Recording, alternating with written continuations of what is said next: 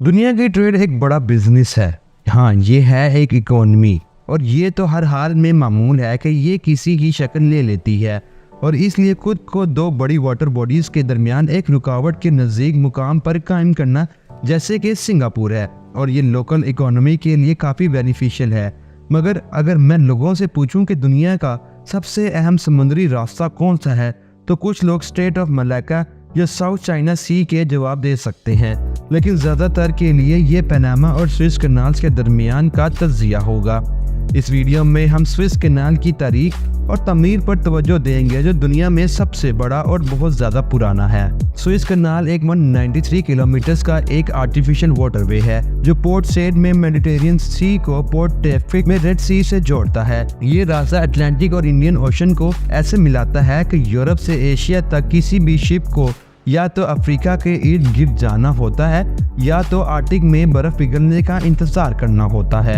कनाल के मुताबिक Panama canal के मुकाबले में कोई भी लॉक नहीं है, जो कि शिप को सीधा साफ गुजरने और कनाल को बड़ा करने को आसान बनाता है। अगर मसलन इजिप्ट की हुकूमत ऐसे प्रोजेक्ट को प्रायोरिटाइज करे, ये अफ्रीका और एशिया के दरमियान एक छोटे से समुद्री रास्ते को ट्रांसपोर्टेशन की दुनिया में सबसे इनकलाबी प्रोजेक्ट में से एक बनाता है। इस कनाल के साथ एक शिप जो मसलन पोर्ट सुदान से अंटालिया तुर्की तक सफर कर रहा होता है, तो ये शिप से करीब 2000 किलोमीटर का सफर करता है, और अगर कनाल ना हो तो ये फासला तकरीबन 23,000 किलोमीटर होता है, जो कि ये समंदर में समोआ तक के मुसाफत से छोटा होता है। तो ये बहुत अहम है। स्विस कनाल पहली मर्तबा 1869 में खुला था, जिसे कि हम आज जानते हैं। देखें, जैसे कि मुश्किल भी हो सकती थी ऐसे बड़े स्केल पर कनाल बनाने की, ये कनाल पहले ऐसा नहीं था अपने किस्म का, और बेशक कम अज कम पहले अटेम्प्ट भी नहीं थी। हकीकत में इस किस्म का एक कनाल पहली मर्तबा 19वीं सेंचुरी बीसी में इजिप्ट में अटेम्प्ट किया गया था, मिडिल किंगडम फेरो सेनुस्ट्रेट II के दौर में। वैसे ये रिकॉर्ड बहुत खराब हालत में है। कुछ का नजरिया है कि शायद ये रमेसिस II के दौर में हुआ, जो कि बड़ा रेंज है। चनाचा ये कनाल सिनाई पेनिनसुला में नहीं था जहां अब है, बल्कि ये एक कनाल था रेड सी, जो इस वक्त नॉर्थ तक फैला हुआ था और नाइल रिवर के दरमियान। लॉजिकली इसका मतलब ये था कि ये इजिप्शियन सिविलाइजेशन का दिल था। बाद में इस इलाके में मजीद कनाल्स बनाए गए, जो कि पहले के ऊपर बनाए गए थे, और सिर्फ एक कामयाब ये बनाया गया देयर इज वन के तौर पर। एक कनाल बाद में खोला गया था इस्लामिक कैलिफेट के दौर में रेड सी और ओल्ड कायरो, बेसिकली कायरो के प्री रिलीज वर्जन के दरमियान। मगर ये कह दिया गया था कि ये कैलिफ अल मंसूर के हुक्म से बंद हो गया था 18वीं सेंचुरी AD में। रेड सी धीरे धीरे बिटर लेक्स के नजदीक से दूर होता गया, जिसकी वजह से अब कनाल को नजरअंदाज कर दिया गया था। इस एरिया में ट्रेड ज्यादा तौर पर बर्फीली कारावान के जरिए की जाती थी। तकरीबन 15वीं सेंचुरी के बाद जब वेस्टर्न यूरोपियन नेशन ने ईस्ट एशिया तक पहुंचने की कोशिश शुरू की और पोर्तुगीज ने 1488 में अफ्रीका को घेरने का तरीका दरियाफ्त किया, वीनस इस इंतजाम में काबिल दुश्मन था।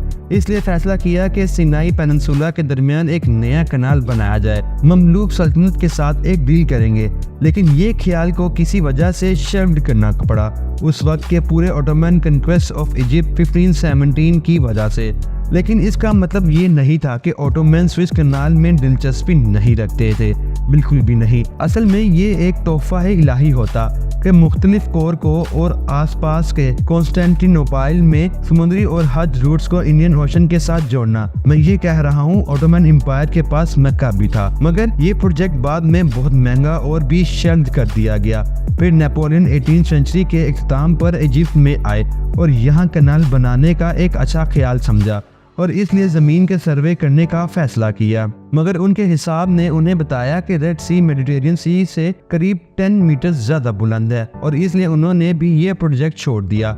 आने वाली डेकेड्स में जब इजिप्ट मोहम्मद अली डायनेस्टी के कब्जे में था, एक रेलवे अलेक्जेंड्रिया से स्विस तक कायम की गई, मगर ये ग्लोबल ट्रेड के लिए काफी नहीं था। तो आप क्या समझते हैं, क्या सोचा गया?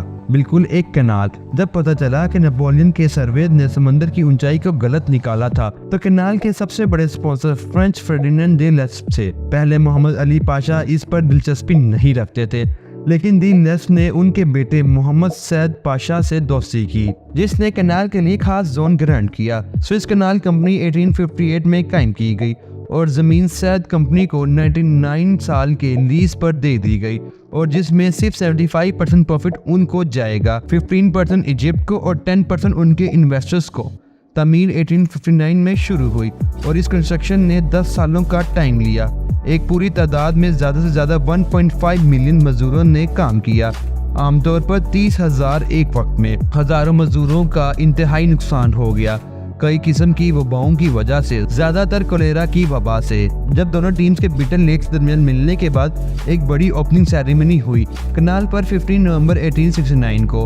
اس میں پاشا کی یوٹ پر دعوت ہوئی اور دونوں کرسچینٹی اور اسلامک سیریمنیز کے ساتھ ایک ٹیمپرری چرچ اور مسجد کے ساتھ یہ علاقہ جو کہ تیسری شناخت میں کامیاب نظر آیا تھا، کانسٹینٹینوپل کنونشن کے تحت ایک انٹرنیشنل آئیڈینٹیفیکیشن زون کے طور پر ڈکلیئر کیا گیا تھا جو کہ برٹش کی حفاظت میں تھا۔ یہ دنیا کی جنگوں میں اہم کردار ادا کرتا اور سوئس کرائسس میں برٹین اور ایجپٹ کے درمیان تنازع میں بھی شامل ہوا۔ اگر یہ ویڈیو وائرل ہو گئی تو میں سوئس کنال کی 20th سینچری کی تاریخ پر ایک فل ویڈیو بناؤں گا، لیکن کنال ایجپٹ، فرانس، برٹین اور اسرائیل کے درمیان ایک بڑا مسئلہ بن گیا ہے۔ بے شک اس کا مورل یہ ہے کہ تم اپنے خوابوں کو اتنی آسانی سے مت چھوڑو۔ تو دوستو، آپ کو یہ ویڈیو کیسی لگی ہمیں کمنٹ سیکشن میں لازمی بتائیے گا، اور اگر آپ بھی ہمارے ساتھ ایسے ہی ورچوئل ٹورز کرنا چاہتے ہیں تو انفو موزیک کو سبسکرائب کریں۔ اپنا بہت سارا خیال رکھیں۔ اللہ حافظ۔